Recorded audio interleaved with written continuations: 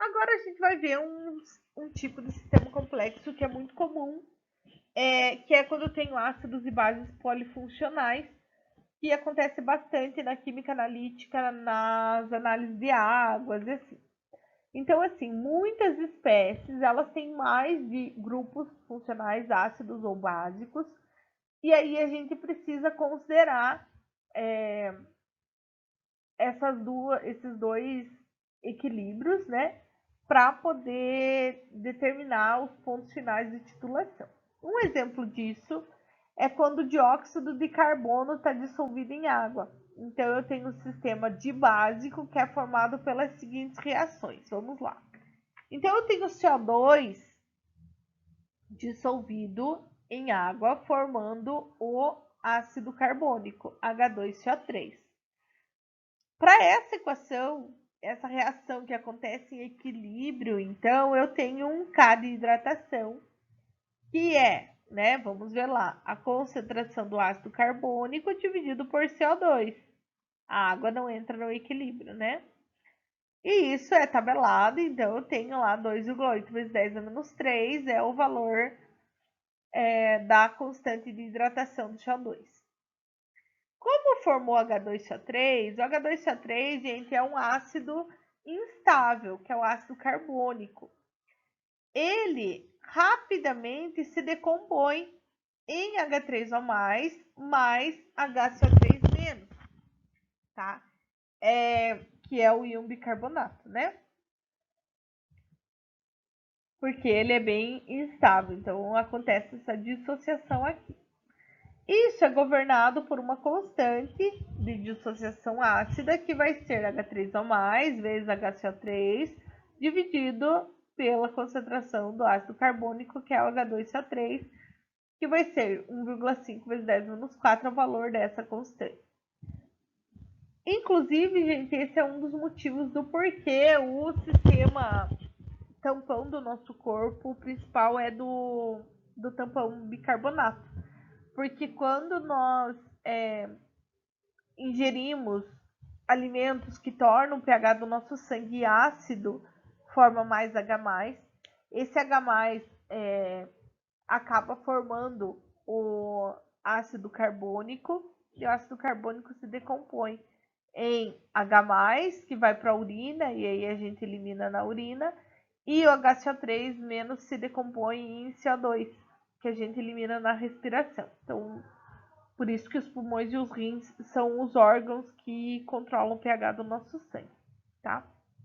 Então, o íon bicarbonato, ele também se dissocia, formando H3O+, mais CO3, 2-, que é o íon carbonato, né? E tá aqui a constante também, que é 4,69 vezes 10 menos 11, ainda menor. Essa é o que eu chamei aqui de equação 3, tá? Aqui, novamente, nós vamos fazer algumas suposições.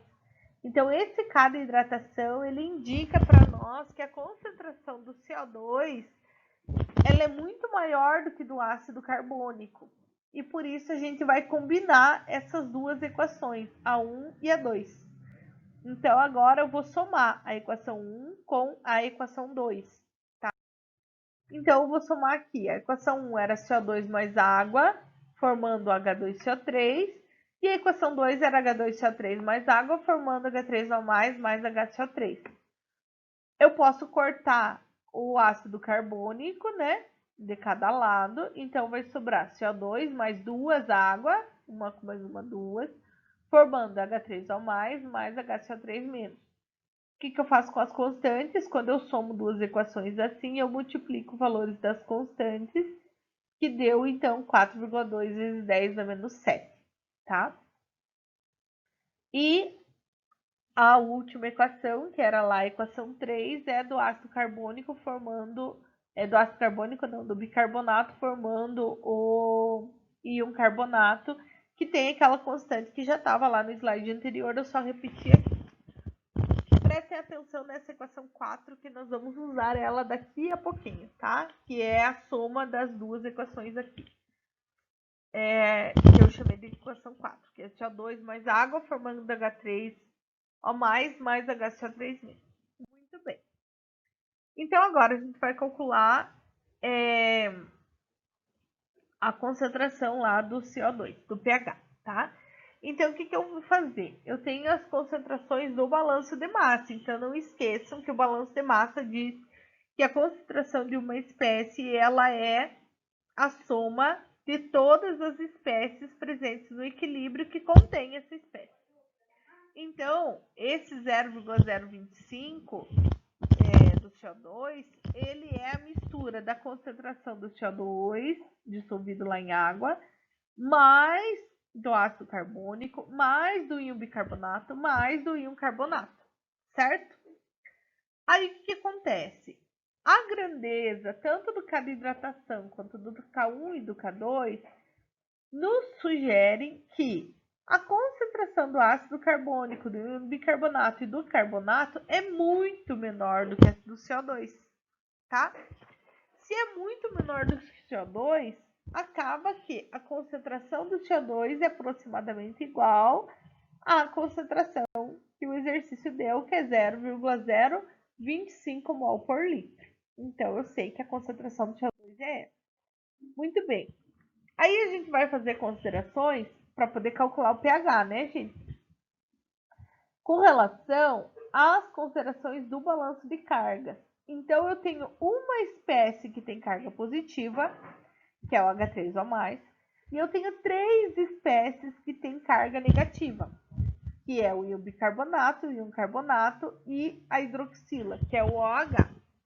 Então, a soma de todas essas cargas aqui, elas se igualam à carga do íon H3O+. Quer dizer, eu tenho tanto H3O+, para poder corresponder a essas cargas aqui, né? Então, a gente vai supor o quê? Que a concentração do íon carbonato e do OH é muito menor do que do HCO3, menos, tá? E aí, a gente chega aqui, a concentração do H3O+ é igual à concentração do HCO3-, e nós vamos usar isso daqui a pouquinho. Então, eu vou substituir essas aproximações na equação 4. Então, a equação 4 é aquela que eu falei para vocês prestarem atenção, que era o CO2 mais água, formando H3O+, mais o HCO3-, né? Com aquela constante que a gente encontrou multiplicando a equação 1 com a 2. Então, eu tenho aqui que K1 é igual a H3O+, mais HCO3-, dividido por CO2, igual a 4,2 vezes 10 menos 7. O que eu vou fazer? Eu vou substituir. Então, eu sei que H3O+ é igual à concentração de HCO3-. Então, isso aqui é igual a isso aqui. E a concentração do CO2 eu já achei que era 0,025. Então, a concentração do íon hidrônio é a mesma coisa que ele ao quadrado, porque isso é igual a isso. E a concentração do CO2 eu achei que era 0,025, eu tenho o valor dessa constante. Então, eu tenho o valor da concentração do íon hidrônio, que é 1,02 vezes 10 menos 4. Portanto, o pH dessa mistura é 3,99. Então, aqui eu tenho um exemplo de um sistema que é polifuncional e que eu tenho que considerar, então, todos os equilíbrios envolvidos e fazer algumas suposições para isso, tá? Muito bem. Aí, aqui nós temos um outro tipo de sistema complexo, que é quando eu tenho um sistema tampão que envolve ácidos polipróticos. Ou seja, tem mais de um hidrogênio ionizado, tá? Então, eu posso preparar...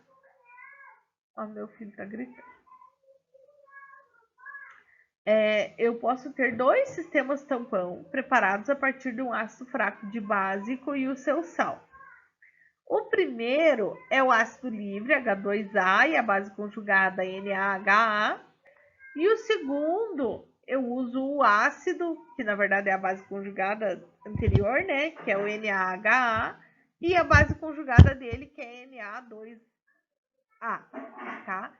Então, o pH do último, desse segundo aqui, ele vai ser maior do que do primeiro, porque a constante de dissociação do ácido fraco é menor lá para o H2A. Muito bem.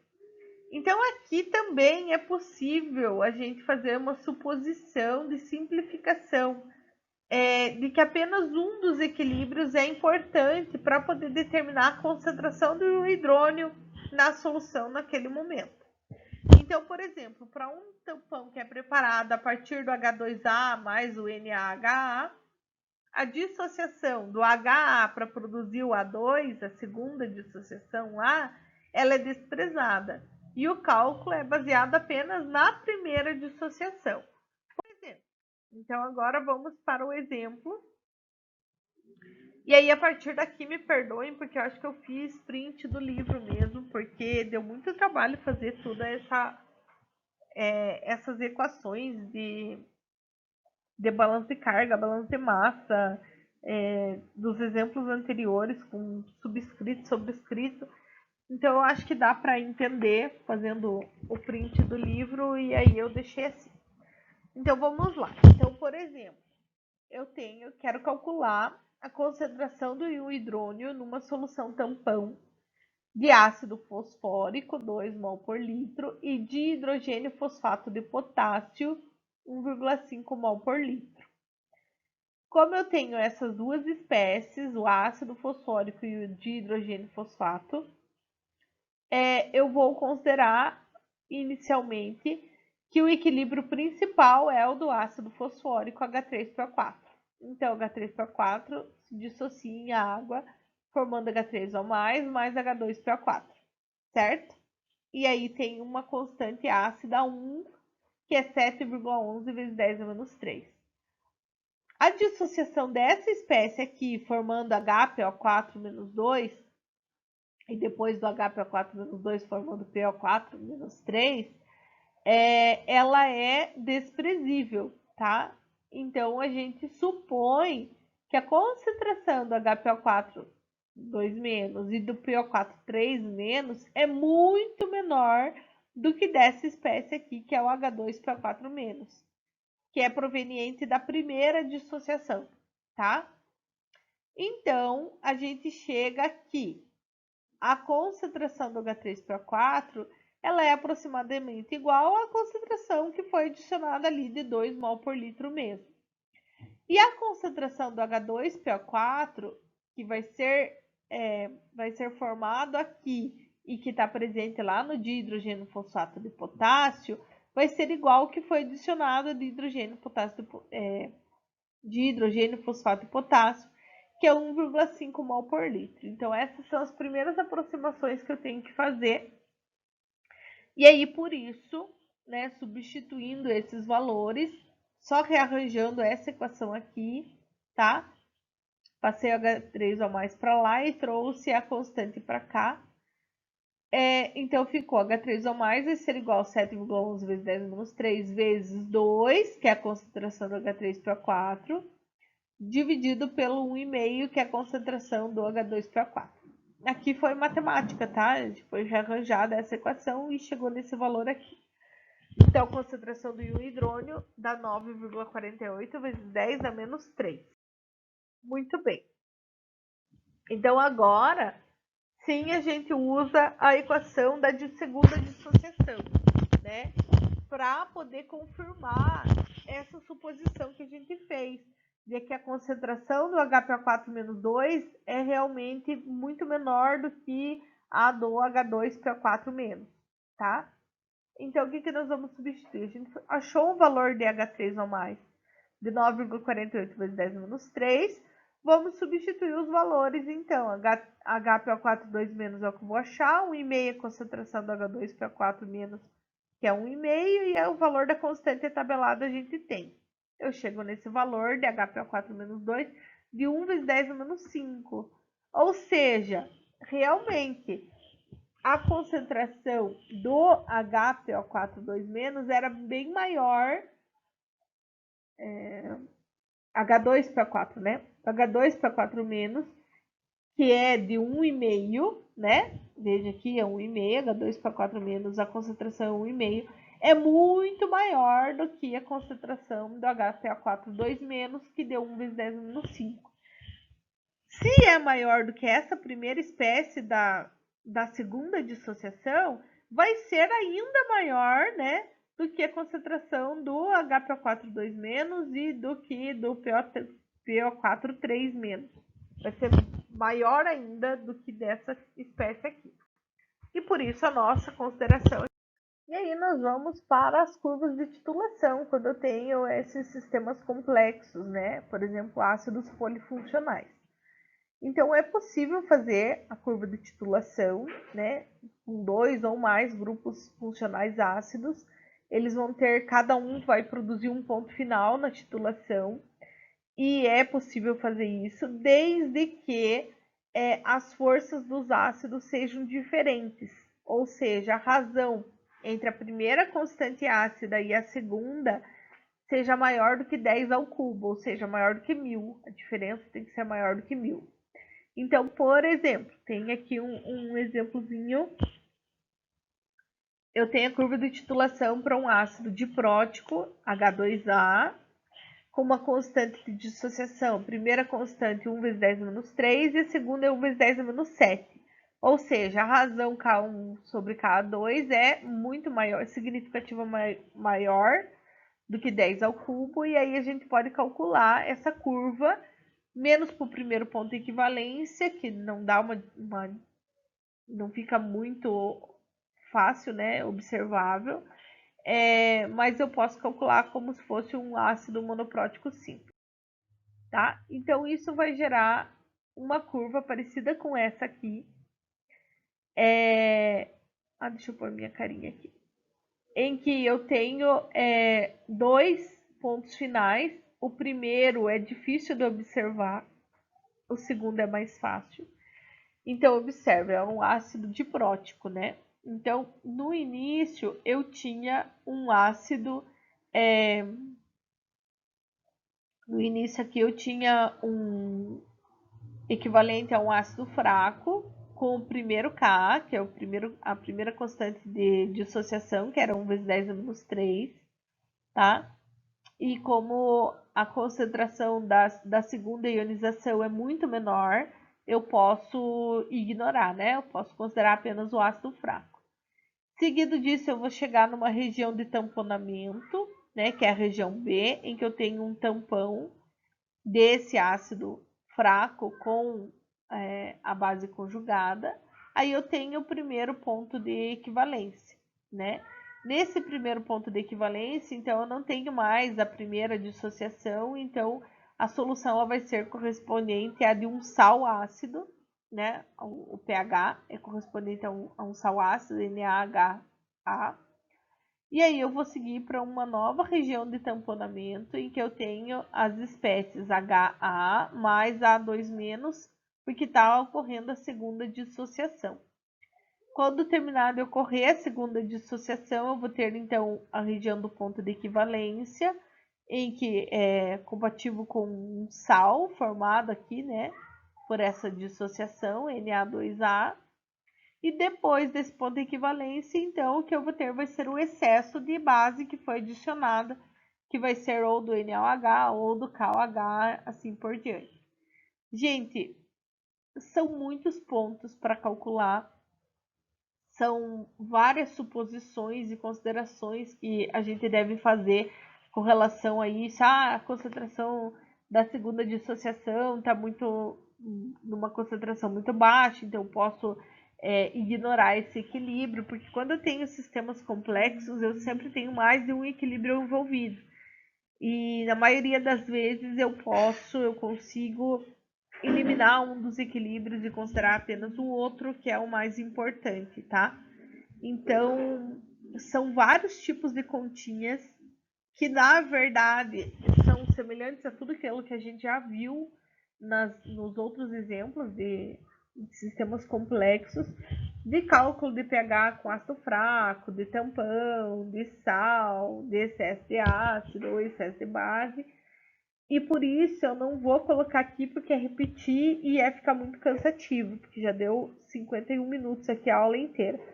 Então, para não ficar muito cansativo, o que eu vou pedir? Eu vou pedir para vocês estudarem o exemplo 15.9, que é justamente o que origina essa curva de titulação aqui, tá? estudem esse exemplo, ele é bem longo, tá? E aí, na semana que vem, a gente vai fazer uma pequena atividade avaliativa sobre